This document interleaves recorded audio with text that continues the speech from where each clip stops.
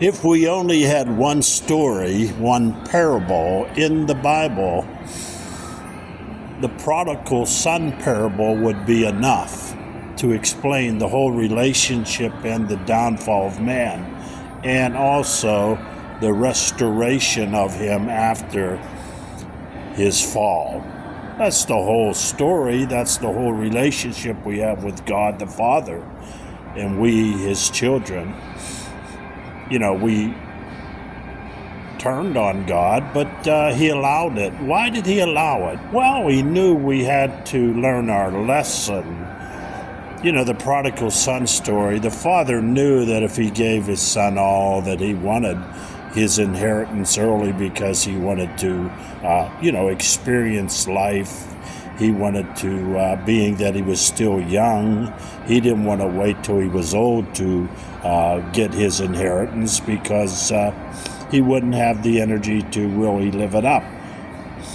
And that's where we're at. We want things from God, but we don't want God, The prodigal son wanted the things that his father had, but he really didn't want his father. He didn't want the heart of his father, the love that was there. That wasn't enough. He had to have things. He had to run with the wild ones. And we're all have been through that. We have all been through that.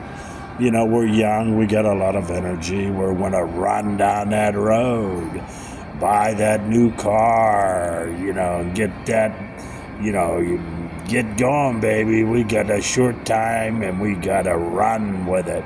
Well, the prodigal son took his money and ran with it. And as usual,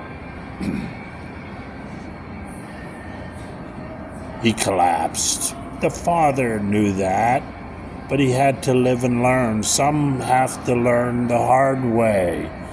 Some have to learn that life is not just things, not just running with the wild ones.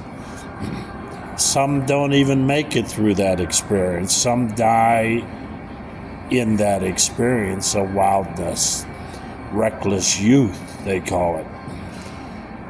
Well, the father knew that the prodigal son was going to crash and burn, and we all do. Without Christ, without God, we crash and burn. That's just the way it is. It's just the way God has made it.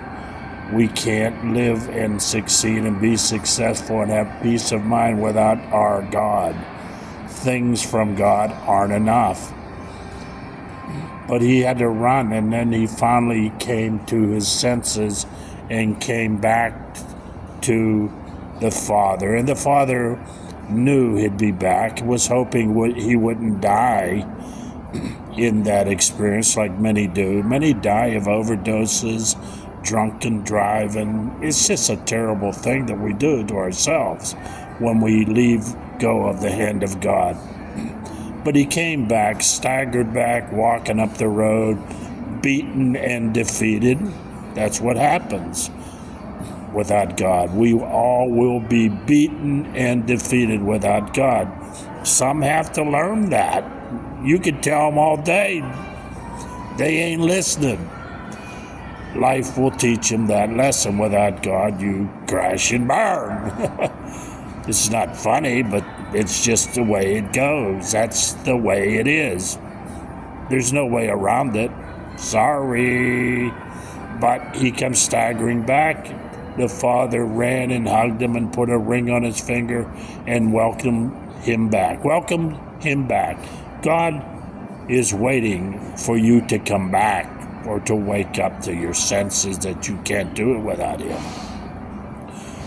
Hopefully you're not going to destroy yourself in your reckless youth. God's waiting. How long down that road do you have to go? You can turn around at any time. God loves you. That's a fact.